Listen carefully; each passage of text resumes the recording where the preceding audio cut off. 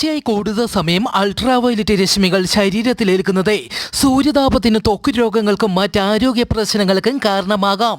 കഴിഞ്ഞ 24 മണിക്കൂറിൽ രേഖപ്പെടുത്തിയ ഉയർന്ന അൾട്രാവയലറ്റ് സൂചിക കൊല്ലം ജില്ലയിലെ കൊട്ടാരക്കരയിലും ആലപ്പുഴ ജില്ലയിലെ ചെങ്ങന്നൂരും ഇടുക്കി ജില്ലയിലെ മൂന്നാറിലും ഓറഞ്ച് അലർട്ട് പ്രഖ്യാപിച്ചു.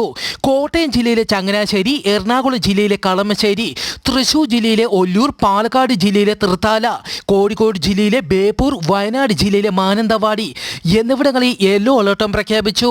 ഉയർന്ന ചൂട് റിപ്പോർട്ട് ചെയ്യപ്പെടുന്ന സാഹചര്യത്തിൽ പൊതുജനങ്ങൾ പകൽ 10 മണി മുതൽ 3 മണി വരെ നേരിട്ട് സൂര്യപ്രകാശം ഏൽക്കുന്നത് ഒഴിവാക്കണമെന്നും അറിയിച്ചു. ഗൾഫ് രാജ്യങ്ങളിൽ ശക്തമായ പൊടിക്കാറ്റ് അനുഭവപ്പെടുന്നു. ഇറാഖിലുണ്ടായ ശക്തമായ പൊടിക്കാറ്റിൽ ശ്വാസമുട്ട് കാരണം 3500 പേരെ ഇതുവരെ ആശുപത്രിയിൽ പ്രവേശിപ്പിച്ചു. അൾജീരിയയിലും ദുബായിലും പൊടിക്കാറ്റ് ഉണ്ടാകുന്നതായി റിപ്പോർട്ട്.